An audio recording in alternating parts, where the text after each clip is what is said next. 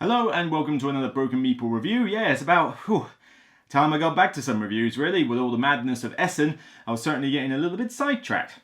And thankfully, hopefully, you can actually see the wretched game in the thing because now I might have the focus correct.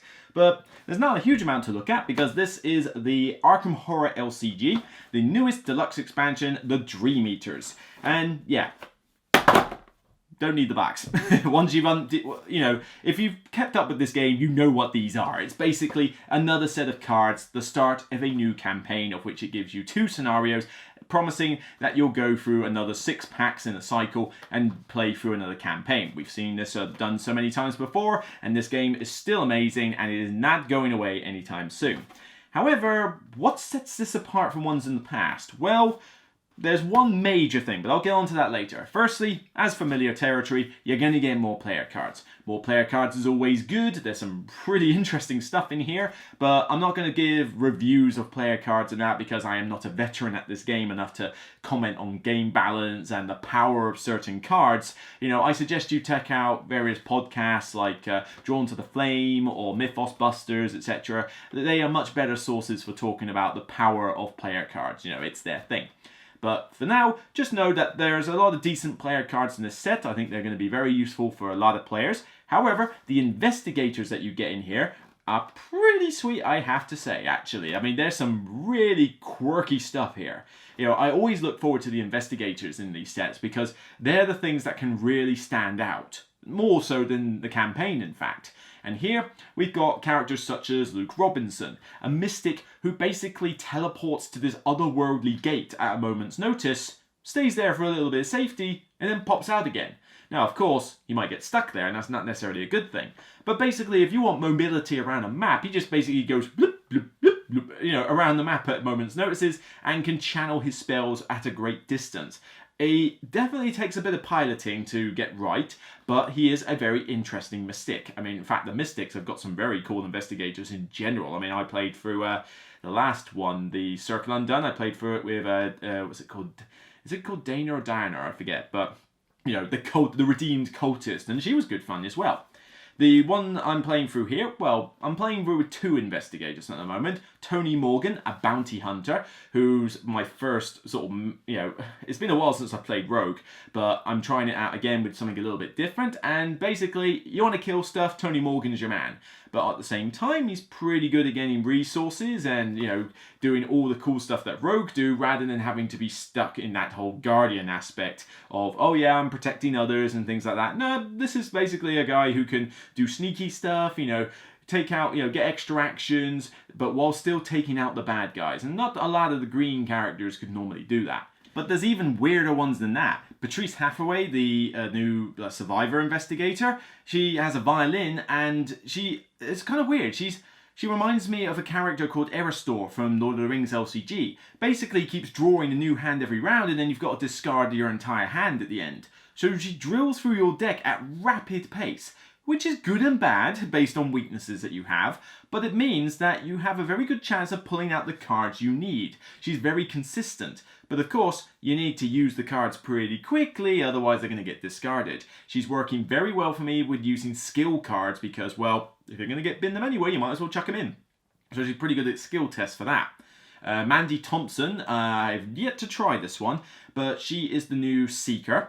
And she is able to trigger cool effects when searching through your deck. So all those cards where you tutored for things out of your deck, like search the top 6, top 9 for a tome or a card or whatever, she triggers better effects or makes them more powerful. So again, very good for consistency, and of course, being a Seeker, very good at clue gathering. The next black sheep of this family is Tommy Muldoon, the new Guardian. I just can't get this guy to work. He basically gains resources based on the health and sanity damage of allies when they get killed off. Okay, great. It's nice to have a bit of a boost when something you have dies out, but I kind of don't want my allies to die. I paid to get them out. I want them to stick around and do cool stuff. I'm not building a deck specifically designed for allies to die. It's kind of odd. Maybe it's just not my playstyle, I don't know, but so far he's the one that I'm having the most trouble with. But I'm doing pretty well with Patrice and Tony Morgan, but not in the way you might think. Because the big crux with this deluxe expansion is not about the player cards, not even the investigators, which are very cool. It's the unique way that this campaign is being done. And I'm going to try and give away very little in the way of spoilers here, but most of it you can probably guess from the cover. Normally, the cycles gave you an 8-part campaign, a single 8-part campaign. So you had 2 in the deluxe set and then 6 in the normal cycle. Now, you have the ability to have a split.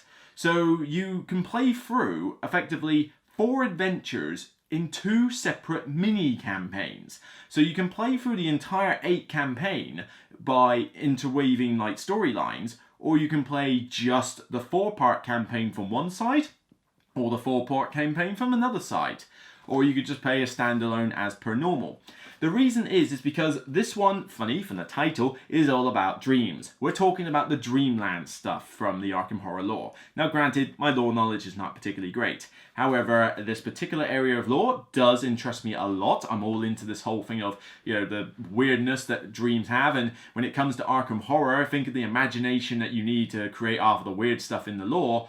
Well, with the Dreamlands, you can get up to some weird stuff in here. I mean, I look forward to the story as it unfolds from this because, you know, they could do whatever they like with this. I mean, they can really go to town with the lore and come up with some weird stuff. And we've already had some pretty weird stuff in this game already. But, well, you can see it on the box cover. You can see it on the box cover.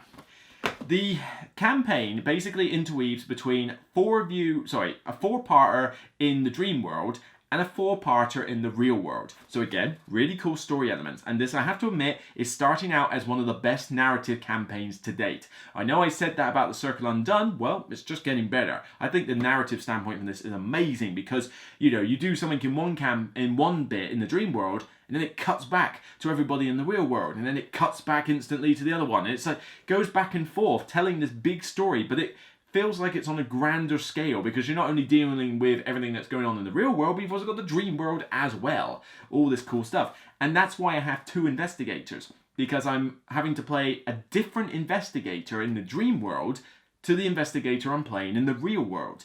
They know of each other's existence, but they don't support each other deck-wise. However, narrative stuff that you choose might have an effect on either one in some way. I'm not going to go into details, but, you know, there's some cool ways that the stories can kind of intermingle and interchange, and that's just from this deluxe set. God knows what the cycle packs are going to do. But I will say, and this is not a spoiler, because you can see it on the box cover. You know they're going to appear. This is taken from an area of the Arkham lore which I was afraid they were going to do at some point. The dream world has some cool weird stuff happening, some creepy stuff, fair enough. It's all good. But the real world bit, at least for now, uses spiders. Yeah, as per the cover. You can see them on here, there's some weird ones. But yeah, if you know anything about the Arkham Horror lore, you know that the Plateau of Lane and stuff like that in the Dreamlands kind of features weird spiders. Yeah, thank you, Arkham Horror. Thank you, Fantasy Flight. Take my one biggest fear in life and bring it into this card game. As if I didn't have enough trouble with Lord of the Rings, now I gotta deal with it in this. And in Lord of the Rings, it's scary enough for me, okay? With the fantasy giant spiders and all the horrific stuff they can do. Ugh, hate it. Here, this is Arkham Horror.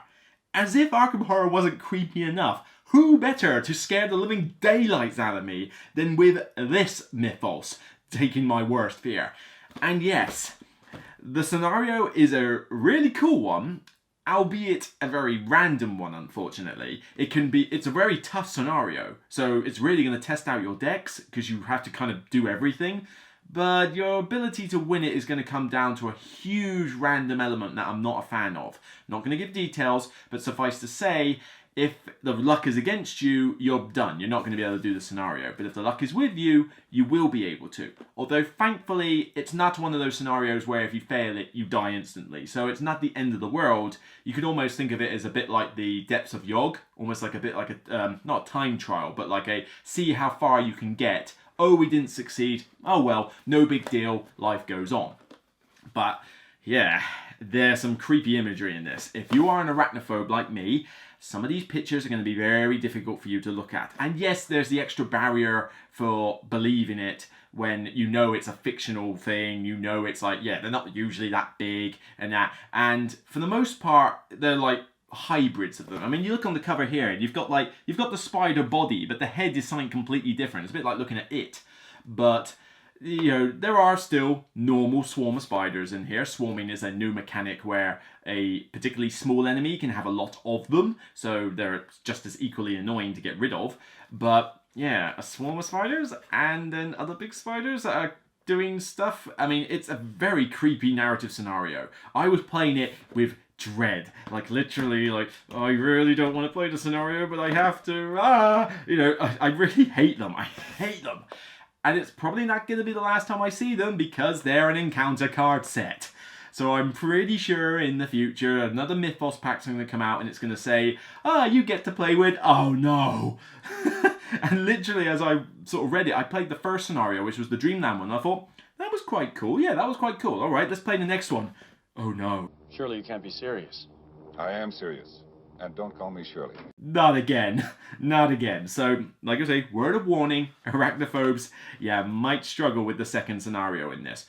The other scenario in the dream world is pretty neat. It starts off on a very linear path though, which is a bit of annoyance because you're going to play through it again and then realise, oh yeah, that's kind of what we've already done before. We already know how to get past this bit. When you get to the second half of the scenario though, there's a bit more branching out to do and a bit more like replay value, but it kind of gives you a couple of ways to approach the scenario. One way is what you will typically do, and it's what I did. The other way feels like an impossible way to do it. I mean, correct me if I'm wrong, if any of you have tried it and you've succeeded doing it with the, shall we say, the safe way of doing it, then by all means let me know, because I'll be interested to know how your thing turned out. But I just thought, how is that possible that you'll be able to do that? That just seems like no way is that going to work. But like I say, I'm glad it gives you multiple ways of like approaching a scenario. The narrative interlude and things like that, you know, give you a lot of choices as to what to do. The story so far has been really interesting and really weird. I mean, you know, I'm not going to spoil elements for you, but yeah, you're going to come across some weird characters, it must be said. And I'm looking forward to the way that this is going to pan out. You know, essentially a Mythos pack is going to like give you the second part of campaign A, and then the next Mythos pack will be the second one of campaign B, and so on, and it will interlink. So this is a different way of approaching it, but there's a lot of positive things about that. Okay, player cards, they're already solid. The investigators, really quirky, really interesting, even if one of them I struggle to use. But the campaign with this, one thing that was slightly annoying was that you had to use one deck, that was it, playing solo, bear in mind, you know, one deck for the entire 8-round campaign, and it's like, oh, I'm in this campaign for ages, when is it going to get to the end of the campaign? It felt long at times. This new approach though, fantastic, because now if you play the 8-part campaign, you're still using 2 decks, so you get to try out more cards, more decks, more combinations. But you may be like, oh, I ain't got time to do a whole 8-part campaign, especially if you want to do it in a day. Great, take your friends and do the 4-part campaign. Pick one. Pick the real world or the dream world. But you only have to do 4 adventures then. So it's a lot easier to fit in a day, for example. Let's say you're trying to marathon for it. Or you just want a short campaign to test a new deck out. I like this format, and I hope they do it with future deluxe expansions. I don't know exactly what other Arkham lore you'd be able to do with that sort of setup, but I want to see it happen again. And certainly when another deluxe expansion for this comes out, I mean, what areas of the Arkham lore can we go to next? I mean, there's the Egyptian one. I don't think we've done that yet. Although, personally, can we have Innsmouth? Fantasy Flight, please. I want Innsmouth. I want those deep ones. I want the underwater stuff. Please, give me that. That would be so cool. I mean, I love it in Mansions of Madness. I love it in like the normal Arkham Horror. Give me the deep ones from Innsmouth in the next deluxe, please. But, like I say, that's for a future time. So the Dream Eaters, so far, a couple of flaws with, you know, the difficulty of one scenario and the linear start of another. But other than that, it's a very solid box with good player cards, fun investigators, and a new, unique way of doing the campaign, which so far, narratively, is pretty top-notch. This is getting a solid 9 for me. Haven't got my seals, I must admit, done soon, but under what I've been doing recently, this would effectively qualify as an expansion that deserved a seal of distinction. If you're a fan of Arkham Horror LCG, I suggest you pick this one up when you get a chance and you've finished your current campaign. And so I think it addresses some of the issues people had with long campaigns, but gives you a really interesting setting with interesting cards, and prospects are looking good. Can't wait for the next pack. So that's it from me and Arkham Horror the Dream Eaters. Few heart attacks for that one. But I'll see you on the next Broken Meeple video, and until then, whether you have struggled to sleep one night because your mind is plagued with 8-legged freaks and the horrid notion that you might wake up in a hospital bed covered in webs and spiders, it's still only a game, I hope. Really hate them. See you next time, guys. Take care.